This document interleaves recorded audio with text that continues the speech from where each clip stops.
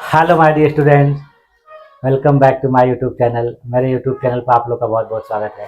Dear student, आज की class में हम लोग बीए फर्स्ट सेमेस्टर के शिक्षा शास्त्र विषय का अध्ययन करेंगे। और फर्स्ट सेमेस्टर में अभी तक हम लोगों ने 3 यूनिट का कंप्लीट रूप से अध्ययन कर लिया है। और आज मैं आप लोगों को चौथे यूनिट का अध्ययन कराऊंगा। चौथा यूनिट जो है आपका शिक्षा का जो भी प्रावधान है वो संविधान में किस तरीके से दिया गया है, यानी हमारे देश में शिक्षा के संवैधानिक प्रावधान कौन कौन से हैं, हमारे देश के संविधान में कहाँ कहाँ पर शिक्षा से संबंधित बातें की गई हैं, और कौन कौन से सुविधाएं या कौन कौन से अधिकार हमें शिक्षा से संबंधित हमारे देश के संविधान में दिए गए हैं, हमारे कौन कौन से कर्तव्य शिक्षा से संबंधित हैं। फिर उसके बाद राज्य के नीति निर्देशक सिद्धांतों में कौन कौन से जो है बातें दी गई हैं शिक्षा से संबंधित, इन सारी चीज़ों को आज की क्लास में हम लोग को देखना है।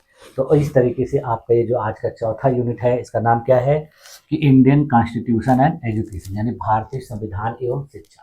तो हमारे देश के संविधान के द्वारा हमारे देश की शिक्षा के लिए कौन कौन सी बातें बताई गई हैं, कौन कौन सी चीज़ों को करने के लिए सरकार को कहा गया है, इन सारी चीज़ों को हम लोग आज की क्लास में देखेंगे। और इस तरीके से आपका देखिए, जब आधा सिलेबस पूरा हो जाएगा, आधा सिलेबस बचा रहेगा, यानी 4 यूनिट खत्म हो गया, 4 यूनिट और बचा रहेगा।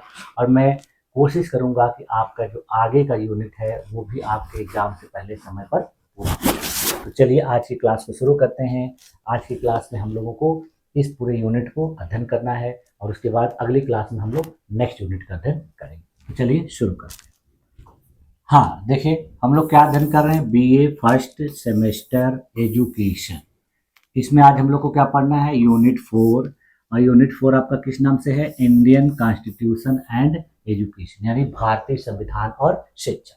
तो इसमें हम लोग को देखिए क्या पढ़ना है, सबसे पहले कि शिक्षा के माध्यम से संवैधानिक मूल्यों की सीख। और दूसरी चीज क्या पढ़नी है कि अपने देश के संविधान में जो शिक्षा से संबंधित कौन कौन से प्रावधान, यानी कॉन्स्टिट्यूशनल प्रोविजन फॉर एजुकेशन। ये देखिए हमारे देश के संविधान की प्रस्तावना है। कभी कभी देखिए क्या होता है कि शॉर्ट आंसर टाइप क्वेश्चंस में अपने देश की संविधान की प्रस्तावना के बारे में प्रश्न पूछा जा सकता है। तो देखिए हमारे देश की संविधान की प्रस्तावना है, इसको उद्देशिका भी कहा जाता है। इसमें देखिए क्या लिखा गया है कि हम भारत के लोग भारत को एक संपूर्ण प्रभुत्व संपन्न, समाजवादी, पंथ निरपेक्ष, लोकतंत्रात्मक गणराज्य बनाने के लिए तथा उसके समस्त नागरिकों को सामाजिक, आर्थिक, राजनैतिक न्याय, विचार, अभिव्यक्ति, विश्वास, धर्म और उपासना की स्वतंत्रता, प्रतिष्ठा और अवसर की समता प्राप्त कराने के लिए तथा उन सब में व्यक्ति की गरिमा और राष्ट्र की एकता और अखंडता सुनिश्चित करने वाली बंधुता को बढ़ाने के लिए दृढ़ संकल्प होकर अपनी इस संविधान सभा में आज तारीख 26 नवंबर 1949 ईस्वी मिति मार्गशीर्ष शुक्ल सप्तमी संवत 2006 विक्रमी को एतद द्वारा इस संविधान को अंगीकृत, अधिनियमित और आत्मार्पित करते हैं। तो ये हमारे देश के संविधान की प्रस्तावना है, उद्देशिका है। इसमें बहुत सारे ऐसे जो है न्याय से संबंधित बातें की गई हैं, बहुत से ऐसे कर्तव्य की बातें की गई हैं, बहुत से अधिकारों की बात की गई है।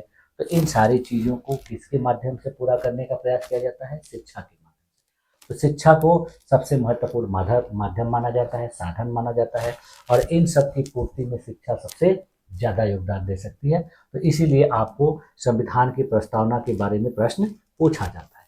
अब देखिए हम लोग को एक एक करके देख लेना है कि सबसे पहले शिक्षा के माध्यम से संवैधानिक मूल्यों की सीख क्या होती है। तो इसको हम लोग एक एक करके देखते हैं। सबसे पहले प्रस्तावना के बारे में, जैसे देखिए, भारतीय संविधान न केवल शासन की रूपरेखा प्रस्तुत करता है बल्कि यह नागरिकों के लिए जीवन के आदर्श मूल्यों को भी निर्धारित करता है। यानी हमारे देश का संविधान केवल शासन चलाने की बात नहीं बताता है, शासन चलाने के तौर तरीके, नियम कानून नहीं बताता, बल्कि क्या बताता है, हमारे देश के नागरिकों के लिए भी जीवन के आदर्श मूल्यों को भी, इन सारी चीज़ों को भी बताता है।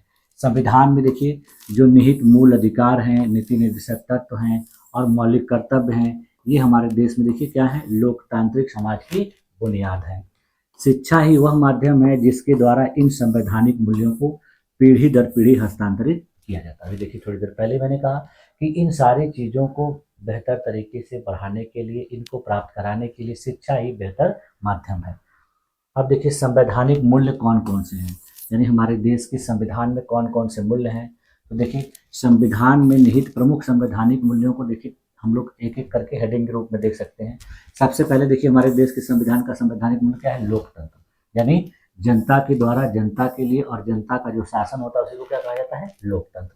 उसके बाद फिर देखिए अगली मूल्य क्या है संवैधानिक? जाति, धर्म, लिंग, भाषा या जन्म स्थान पर भेदभाव का निषेध, यानी समानता, यानी किसी भी स्थान पर किसी भी तरीके से किसी भी व्यक्ति के साथ कोई भेदभाव नहीं किया जाएगा। इसके बाद फिर देखिए तीसरा संवैधानिक मूल्य क्या है? न्याय, जस्टिस, यानी सामाजिक, आर्थिक और राजनीतिक न्याय करना। स्वतंत्रता है, लिबर्टी, विचार, अभिव्यक्ति, विश्वास, धर्म और उपासना की स्वतंत्रता, यानी ये सारी बातें देखिए कहाँ है? हमारे देश के संविधान की प्रस्तावना में। इसके बाद फिर देखिए जो अगला मूल्य है वो धर्मनिरपेक्षता, यानी सभी धर्मों का समान आदर करना है, किसी भी व्यक्ति के साथ किसी भी नागरिक के साथ धर्म के आधार पर भेदभाव नहीं करना है। इसके बाद देखिए अगली मूल्य क्या है? भाईचारा, यानी राष्ट्रीय एकता और अखंडता को बनाए रखने की बात कही जाती है। इसके बाद फिर देखिए हम मानव गरिमा यानी ह्यूमन डिग्निटी, इसमें देखिए प्रत्येक व्यक्ति का सम्मान और अधिकार करने की बात कही जाती है। ठीक, अब देखिए शिक्षा के द्वारा संवैधानिक मूल्यों की सीख किस तरीके से होती है? तो देखिए शिक्षा केवल ज्ञान का संचार नहीं करती बल्कि यह व्यक्ति के चरित्र, दृष्टिकोण और सामाजिक चेतना का भी निर्माण करती है। यानी शिक्षा से केवल ज्ञान ही नहीं मिलता है बल्कि किसी भी व्यक्ति के चरित्र का निर्माण होता है, उसके अंदर अच्छे दृष्टिकोण आते हैं और उसके अंदर सामाजिक चेतना का निर्माण होता है। शिक्षा के माध्यम से संवैधानिक मूल्यों को विकसित करने के कुछ प्रमुख उपाय क्या क्या है? देखिए पहला क्या है कि पाठ्यक्रम एवं सह पाठ्यक्रम गतिविधियां, यानी पाठ्यक्रम के साथ साथ कुछ को क्यूरिकुलर एक्टिविटीज को भी कराना है, जिससे क्या होगा कि संवैधानिक मूल्यों का विकास होगा, जिसमें देखिए इतिहास, नागरिक शास्त्र और साहित्य में लोकतांत्रिक मूल्यों, स्वतंत्रता संग्राम और राष्ट्रीय एकता पर बल दिया जाता है। यानी इतिहास विषय पढ़ते हैं हम लोग, नागरिक शास्त्र पढ़ते हैं, साहित्य पढ़ते हैं, हिंदी पढ़ते हैं, तो इसमें क्या होता है कि हमको लोकतांत्रिक मूल्यों के बारे में, अपने देश के स्वतंत्रता संग्राम के बारे में और राष्ट्रीय एकता के बारे में बेहतर तरीके से अध्ययन कराया जाता है। इससे हमारे अंदर क्या होता है? संवैधानिक मूल्यों की सीख होती है। इसके बाद फिर देखिए नैतिक शिक्षा, मूल्य शिक्षा और नागरिक शास्त्र जो है अनिवार्य शिक्षा के रूप में देखे जाते हैं। सह पाठ्यक्रम गतिविधियों में जैसे वाद विवाद, निबंध, नाटक, रैली, पोस्टर निर्माण इत्यादि के माध्यम से भी देखिए क्या होता है? संवैधानिक मूल्यों का अभ्यास। यानी संवैधानिक मूल्य को किसी तरीके से विकसित किया जाना है, अब उसके लिए साधन वाद विवाद हो सकता है, निबंध के द्वारा हो सकता है, नाटक के द्वारा कर सकते हैं, किसी रैली के माध्यम से कर सकते हैं, पोस्टर निर्मित करके कर सकते हैं। तो ये सब तरीके हैं जो संवैधानिक मूल्यों को विकसित करने के लिए किए जाते हैं किसी भी विद्यालय में। इसके बाद फिर देखिए विद्यालयी जीवन में लोकतांत्रिक प्रक्रिया, यानी जो स्टूडेंट लाइफ होती है, स्कूल लाइफ होती है, उसमें कैसे कैसे कौन कौन से काम करके लोकतांत्रिक प्रक्रियाओं को, प्रोसेस को आगे बढ़ाया जाता है। जैसे देखिए विद्यालय प्रबंधन में छात्र परिषद का गठन होता है, आप लोग देखते होंगे, बाल संसद होता है। ये सभी व्यवस्थाएं किस लिए की जाती है? लोकतांत्रिक व्यवस्था को बेहतर तरीके से विकसित करने के लिए। निर्णय लेने की प्रक्रिया में छात्रों की भागीदारी को सुनिश्चित करने के लिए, निर्णय कैसे लिया जाता है, निर्णय कैसे एक दूसरे की राय से लिया जाता है, सहमति से लिया जाता है, ये सारी चीजें। अनुशासन की लोकतांत्रिक पद्धति के बारे में, इन सारी चीजों को विद्यालय जीवन में सिखाया जाता है। इसके बाद फिर देखिए शिक्षकों की भूमिका क्या होती है? तो शिक्षक संवैधानिक आदर्शों के जीवंत उदाहरण बनकर छात्रों को प्रेरित करते हैं। यानी छात्रों को प्रेरित करने का कार्य कौन करता है? शिक्षक करते हैं। और किसके आधार पर करते हैं? संवैधानिक मूल्यों के, संवैधानिक आदर्शों के आधार पर। वे विद्यार्थियों में समानता, सहिष्णुता और भाईचारे की भावना का विकास करते हैं। तो इसके द्वारा क्या होता है कि संवैधानिक मूल्यों को बेहतर तरीके से आगे बढ़ाया जाता है। इसके अलावा देखिए राष्ट्रीय पर्व और कुछ और भी आयोजन होते हैं हमारे देश में। देखिए महत्वपूर्ण जो राष्ट्रीय पर्व मनाया जाता है जैसे 15 अगस्त, 26 जनवरी, गांधी जयंती, तो इन सब का आयोजन जो विद्यालयों में कराया जाता है, इससे भी क्या होता है कि संवैधानिक मूल्यों की सीख होती है। हमारे देश के स्वतंत्रता सेनानियों की, स्वतंत्रता संग्राम के बारे में लोगों के मन में, लोगों के हृदय में आस्था जगती है। तो इन सारी चीज़ों से भी क्या होता है कि राष्ट्रीय मूल्य पर आधारित जो कार्यक्रम कराए जाते हैं, तो इन सारी चीज़ों से भी संवैधानिक मूल्यों का विकास होता है। देखिए 26 जनवरी, 15 अगस्त, गांधी जयंती जैसे जो राष्ट्रीय पर्व हैं, इस पर संविधान और राष्ट्रीय मूल्यों पर विभिन्न प्रकार के कार्यक्रम होते हैं। बहुत से लोग देखिए इस पर लेक्चर देते हैं, स्टूडेंट को अच्छी शिक्षा देते हैं, ज्ञान देते हैं। इसके अलावा देखिए संविधान दिवस पर भी जो है प्रस्तावना के पाठ का आयोजन होता है, संवैधानिक मूल्यों को वहाँ बताया जाता है, संविधान की प्रमुख विशेषताओं की चर्चा की जाती है। तो इन सारी चीज़ों के द्वारा भी क्या होता है, संवैधानिक मूल्यों का विकास होता है। इसके बाद फिर देखिए, समाज एवं समुदाय से जुड़ाव, सामाजिक सेवा करके, स्वच्छता अभियान में भाग लेकर, पर्यावरण संरक्षण जैसे कार्यक्रमों में छात्रों को भागीदारी करा के इन सारी चीज़ों को विकसित किया जाता है। समाजोपयोगी कार्यक्रमों के माध्यम से जिम्मेदार नागरिक का विकास हो किया जाता है। अब देखिए, शिक्षा और मौलिक कर्तव्य, यानी हमारे देश की जो शिक्षा व्यवस्था है उसके लिए कौन कौन से मौलिक कर्तव्य हैं जिससे शिक्षा को बेहतर तरीके से आगे बढ़ाया जाता है। जैसे देखिए, हमारे देश के संविधान के अनुच्छेद 51 क में मौलिक कर्तव्यों की व्याख्या की गई है और उसको शिक्षा के माध्यम से छात्रों में कैसे विकसित किया जाता है उसको देख लेते हैं। जैसे देखिए, सिखाया जाता है कि हमें अपने देश के संविधान का पालन करना है, हमें अपने देश के राष्ट्रीय ध्वज और राष्ट्रगान का सम्मान करना है। ये सारी बातें कहाँ लिखी गई, मौलिक कर्तव्यों में, और इसका पालन कहाँ पर होता है, विद्यालयों में, शिक्षण संस्थानों में। देश की एकता और अखंडता की रक्षा करना है, वैज्ञानिक दृष्टिकोण अपनाना है और पर्यावरण की रक्षा करना है। तो ये सारी बातें कहाँ दी गई हैं, मौलिक कर्तव्यों में। तो इस तरीके से कंक्लूजन क्या निकल के आ रहा है कि हमारे देश के संविधान और शिक्षा में एक दूसरे का क्या है, बेहतर तरीके से पूरक के रूप में रिलेशन है। संविधान ने शिक्षा को मौलिक अधिकार यानी अनुच्छेद 21 का जो 86वां संविधान संशोधन के द्वारा हुआ है उसको मान्यता दी है। वही शिक्षा संविधान में निहित मूल्यों को समाज में स्थापित करने का प्रमुख साधन है। ऐसे एक दूसरे के पूरक कैसे हैं कि संविधान ने शिक्षा को मौलिक अधिकार बनाया, यानी 86वें संविधान संशोधन के द्वारा शिक्षा मौलिक अधिकार बन गई। तो शिक्षा भी क्या करती है कि संविधान के अंदर जो भी बातें लिखी गई हैं उसको क्या करती है, बेहतर रूप से कारगर बनाती है, उसको व्यवहारिक जीवन में लाने का काम करती है। ठीक है, इस प्रकार शिक्षा संवैधानिक मूल्यों को जीवंत बनाकर लोकतांत्रिक भारत के आदर्श नागरिक का निर्माण करती है। ठीक है, यानी दोनों क्या है, एक दूसरे से जुड़े हुए हैं। अब देखिए, हमारे देश के संविधान में शिक्षा के लिए कौन कौन से संवैधानिक प्रावधान किए गए, यानी कॉन्स्टिट्यूशनल प्रोविजन फॉर एजुकेशन। तो देखिए, भारतीय संविधान में शिक्षा के लिए जो संवैधानिक प्रावधान है वो बहुत ही व्यापक और दूरदर्शी है। यानी हमारे देश के संविधान निर्माताओं ने हमारे देश के संविधान में शिक्षा से संबंधित जो प्रावधान किए हैं वो बहुत दूरदर्शी, यानी बहुत दूर तक की बातों को सोचकर उन्होंने उन सब प्रावधानों को इसमें शामिल किया है। ठीक है, तो देखिए, शिक्षा को भारत के संविधान निर्माताओं ने राष्ट्र निर्माण और नागरिकों के सर्वांगीण विकास का प्रमुख साधन माना है। संविधान में शिक्षा संबंधित जो प्रावधान है वो अनुच्छेदों, निर्देशक सिद्धांतों, मौलिक अधिकारों और मौलिक कर्तव्यों के रूप में शामिल है। देखिए, इसको हम लोग एक एक करके विस्तार से देख लिया जाए, अगर आपके एग्जाम में पूछा जाता है तो उसको बेहतर तरीके से आप कर सकते हैं। तो सबसे पहले देखिए, हमारे देश की संविधान की प्रस्तावना में शिक्षा की किस तरीके की भावना दिखाई देती है। तो भारतीय संविधान की जो प्रस्तावना है, देखिए क्या है, एक परिचयात्मक पाठ है जो संविधान के मार्गदर्शक सिद्धांतों, मूल्यों और उद्देश्यों को रेखांकित करती है। यानी हमारे देश के संविधान के बारे में अगर किसी को जानना है तो उसको पूरा संविधान पढ़ने से पहले क्या होगा कि अगर वो पूरी प्रस्तावना को अच्छे तरीके से पढ़ लेता है तो उसको पूरे संविधान का परिचय मिल जाएगा। यानी हमारे देश का संविधान क्या क्या चीज़ें कहता है, हमें कौन कौन सी चीज़ों को उपलब्ध कराता है, वो सारी बातों को परिचय के रूप में कहा दिया गया है, प्रस्तावना, उद्देशिका। तो यही बात यहाँ पर कही जा रही है। यह घोषणा करती है कि भारत कैसा राष्ट्र है, संप्रभु है, समाजवादी है, धर्मनिरपेक्ष है, लोकतांत्रिक और गणराज्य है। यह अपने सभी नागरिकों के लिए क्या देता है, देखिए, न्याय, स्वतंत्रता, समानता, बंधुत्व सुनिश्चित करता है। इसके अलावा देखिए, जो हमारे देश की प्रस्तावना है वो जनता से शक्ति प्राप्त करती है, जैसा कि यहाँ पर हम शब्द का प्रयोग किया गया। हम शब्द का प्रयोग का मतलब हो गया कि हम भारत के लोग, मतलब हमारे देश की जनता। देखिए, भारत के लोग से शुरू होने वाली भाषा से स्पष्ट है कि हम लोग क्या कर रहे हैं, एक है। देखिए, इन उद्देश्यों की पूर्ति शिक्षा के बिना संभव नहीं है।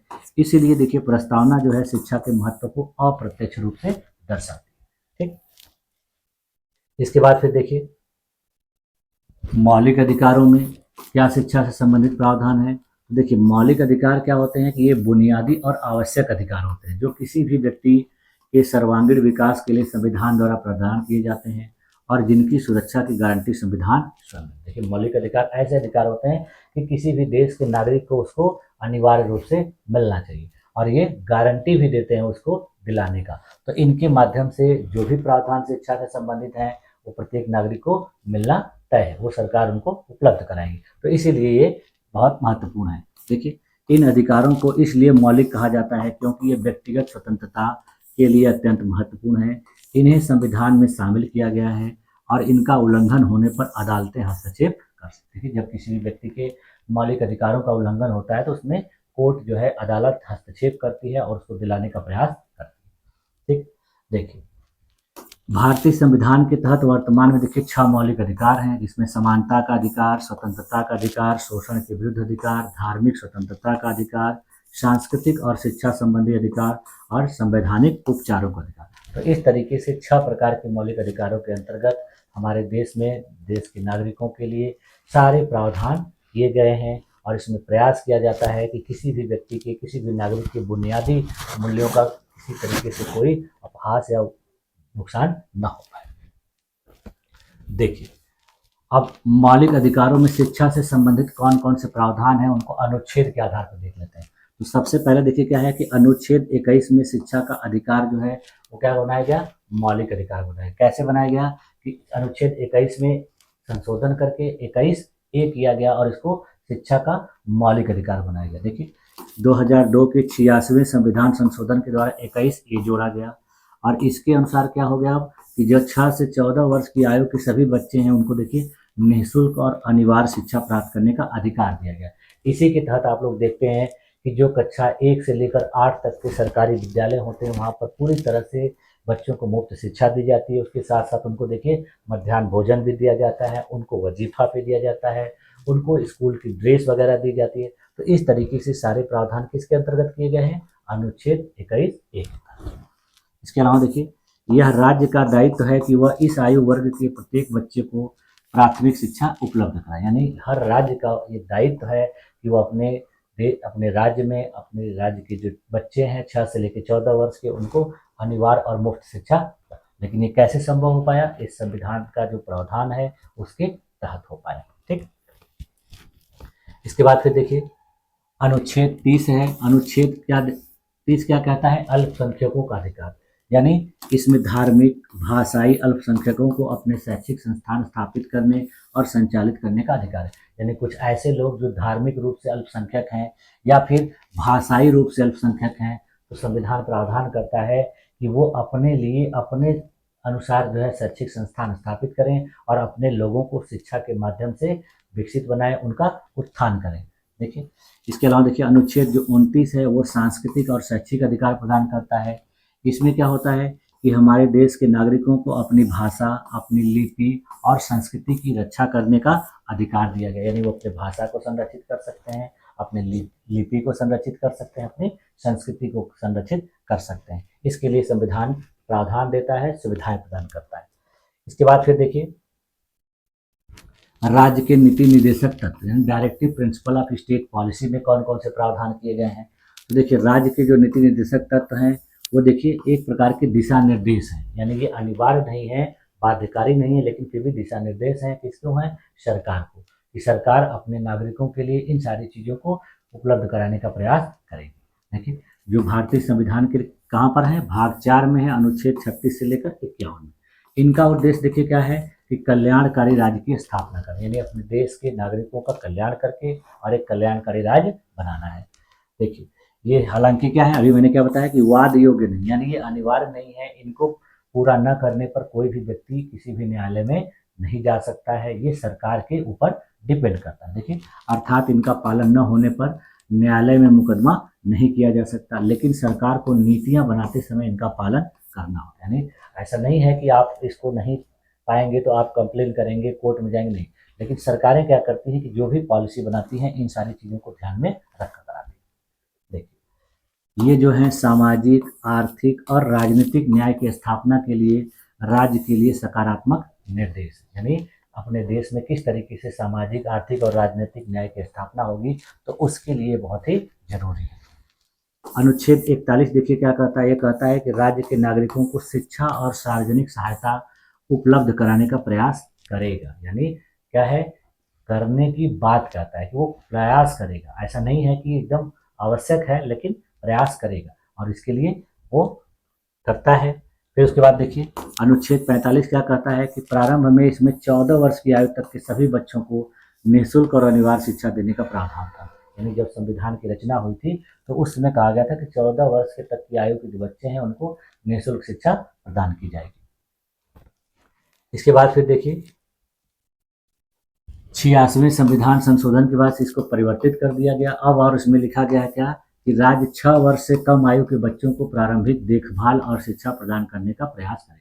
यानी अब इसमें संशोधन करके क्या कर दिया गया कि 6 वर्ष से कम आयु के जो बच्चे हैं उनको भी राज्य क्या करेगा, शिक्षा प्रदान करने का कार्य करेगा। इसीलिए आप लोग देखते होंगे कि ग्रामीण क्षेत्रों में बालवाड़ी, आंगनवाड़ी, इन सारी चीज़ों की स्थापना की गई है, जिसमें क्या होता है कि जो है कम उम्र के बच्चों को भी शिक्षा से जोड़ा जाता है और उनको शैक्षिक रूप से विकसित करने का प्रयास किया जाता है। ठीक, इसके बाद फिर देखिए अनुच्छेद 46 जो है वो क्या कहता है कि राज्य के अनुसूचित जातियों, अनुसूचित जनजातियों और समाज के अन्य कमजोर वर्ग के लोग जो हैं उनका शैक्षिक और आर्थिक हित विशेष रूप से कैसे बढ़ाया जाएगा, इसके लिए यह प्रावधान करता है। ठीक, अब देखिए मौलिक कर्तव्य।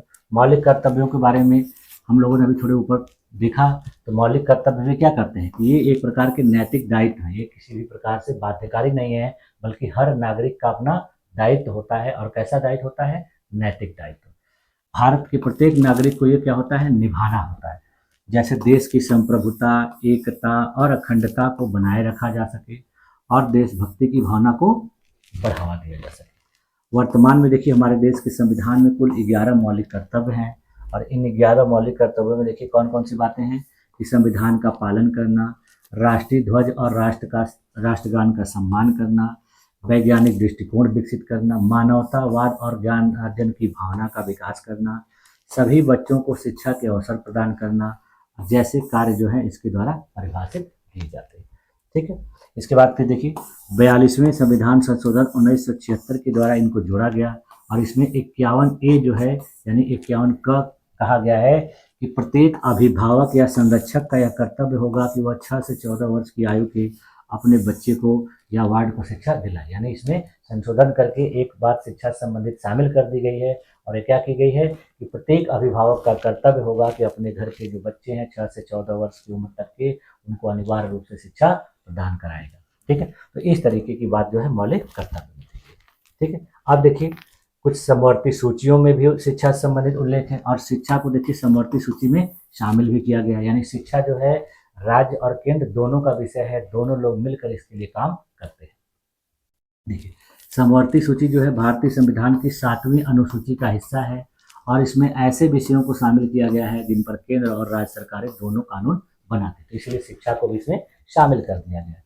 अगर किसी विषय पर केंद्र और राज्य के बनाए कानूनों में टकराव होता है तो केंद्र सरकार के द्वारा बनाया गया कानून यानी समवर्ती सूची एक ऐसी सूची है कार्यों की कि इसमें केंद्र और राज्य दोनों मिलकर कानून बनाते हैं। लेकिन अगर कहीं टकराव होता है केंद्र और राज्य के नियमों में तो केंद्र के नियम को माना जाता है, उसको वरीयता दी जाती है। तो इसीलिए शिक्षा को भी इसमें डाल दिया गया है कि शिक्षा से संबंधित जो भी प्रावधान होगा राज्य और केंद्र दोनों मिलकर करेंगे, लेकिन अगर किसी भी प्रकार की विसंगति आती है तो केंद्र को प्रायोरिटी दी जाएगी। ठीक है, तो इस सूची में देखिए वर्तमान में 52 विषय शामिल हैं जिसमें शिक्षा, वन, विवाह, आपराधिक प्रक्रिया। 42वें संविधान संशोधन 1976 के द्वारा देखिए शिक्षा को राज्य सूची से हटाकर क्या कर दिया गया, समवर्ती सूची। यानी इसके पहले जो शिक्षा थी वो राज्य सूची में थी, लेकिन उसमें अड़चने आ रही थी, राज्य पूरी तरह से शिक्षा अपने राज्य में नहीं उपलब्ध करा पा रहे थे, उनको धन की समस्या हो रही थी, योजनाओं में समस्या हो रही थी, तो इसलिए उसको राज्य सूची से हटाकर क्या कर दिया गया, समवर्ती में कर दिया गया। यानी अब इसका अर्थ क्या हो गया कि अब शिक्षा संबंधित जो कानून बनाने का अधिकार केंद्र और राज्य दोनों सरकारों को है। ठीक, इसके अलावा देखिए शिक्षा से संबंधित कुछ अन्य प्रावधान भी हैं। अन्य प्रावधानों में जैसे देखिए अनुच्छेद 350 ये है, ये क्या कहता है कि प्रत्येक राज्य सरकार प्राथमिक स्तर पर मातृभाषा में शिक्षा की व्यवस्था करेगी और विशेषकर अल्पसंख्यक भाषाई समूहों के, यानी देखिए अनुच्छेद 350 ये क्या कहता है कि प्रत्येक राज्य सरकार अपने राज्य में मातृभाषा स्तर पर शिक्षा जो है प्राथमिक विद्यालयों में प्रदान करेगी और खास करके जो भाषाई रूप से अल्पसंख्यक हैं उनके लिए तो खास करके। इसके अलावा देखिए अनुच्छेद 351 है, वो क्या कहता है कि केंद्र सरकार का दायित्व है कि वह हिंदी भाषा के विकास और प्रचार प्रसार का प्रबंध करे जिससे यह भारत की साझा भाषा के रूप में दिखे। यानी अनुच्छेद 351 हिंदी भाषा के विकास की बात करता है और कहता है कि इसमें राज्य सरकार, केंद्र सरकार दोनों प्रयास करें जिससे क्या हो कि अपने देश की साझा भाषा के रूप में विकसित हो सके। इसके अलावा देखिए शिक्षा से जुड़े कुछ प्रमुख संशोधन हैं, जिसमें देखिए पहला क्या है, 42वां संशोधन 1976 में। इसने क्या किया कि शिक्षा को समवर्ती सूची में स्थानांतरित किया। उसके बाद 86वां संविधान संशोधन 2002 है, जिसने अनुच्छेद 21 ए जोड़ा, जिससे शिक्षा को मौलिक अधिकारों में शामिल किया गया। उसके बाद फिर देखिए जो है अनुच्छेद 45 का पुनर्लेखन किया गया, जिसमें क्या किया गया कि 6 वर्ष से कम आयु के बच्चों की देखभाल और शिक्षा की बात कही गई। इसको देखिए हम लोग early childhood and care education के नाम से भी जानते हैं, ECC कहा जाता है इसको। तो ये सारे प्रावधान कैसे किए गए, संवैधानिक संशोधनों के द्वारा। इसके बाद फिर देखिए अनुच्छेद 51A का जो जोड़ा गया, इसमें शिक्षा दिलाने का मौलिक कर्तव्य बनाया गया, किसका, अभिभावकों का। उसके बाद फिर देखिए शिक्षा का अधिकार अधिनियम 2009 पारित किया गया, जिसको राइट टू एजुकेशन हम लोग कहते हैं। ये कब आया था, 2009। इसको देखिए RTE के नाम से जाना जाता है, RTE 2009। ठीक है, तो इसने देखिए क्या किया, इसने अनुच्छेद 21 को लागू करने के लिए ये बनाया गया था। इसमें 6 से 14 वर्ष तक के बच्चों को निःशुल्क और अनिवार्य शिक्षा की व्यवस्था की गई है। इसमें प्रावधान है कि निजी स्कूल भी 25% सीटें कमजोर वर्गों के लिए आरक्षित करें। यानी इसमें ऐसा नहीं है कि सारा प्रावधान सरकारी विद्यालयों के लिए, इसमें कुछ ऐसे प्रावधान है जो निजी विद्यालयों को भी फॉलो करने हैं। ठीक, तो इस तरीके से देखिए हम लोगों ने अपने देश के संविधान में शिक्षा से संबंधित जो भी प्रावधान थे वो सारी चीज़ों को बेहतर तरीके से देखा और अलग अलग खंडों में बांट कर देखा कि प्रस्तावना में किस तरीके से दी गए हैं। उसके बाद मौलिक अधिकारों में किन किन बातों को कहा गया है, नीति निर्देशक शर्तों में किन किन बातों को कहा गया और मौलिक कर्तव्यों में कहा गया। तो इस तरीके से देखिए कंक्लूजन क्या निकल के आ रहा है कि भारतीय संविधान में शिक्षा को केवल अधिकार ही नहीं बल्कि नागरिकों के कर्तव्य और राज्य की जिम्मेदारी के रूप में देखा गया है। मौलिक अधिकारों, नीति निर्देशक तत्वों, मौलिक कर्तव्यों और विभिन्न संशोधनों के माध्यम से शिक्षा को एक समान, सार्वभौमिक और लोकतांत्रिक अधिकार बनाने का प्रयास किया। यानी इन सारी चीज़ों के माध्यम से यही प्रयास किया गया है कि शिक्षा सभी के लिए एक समान हो, किसी के लिए भेदभावपूर्ण ना हो और सभी लोगों को एक ही तरीके की शिक्षा प्रदान की जाए। तो ये सारी चीज़ें जो है हमारे देश के संविधान के द्वारा।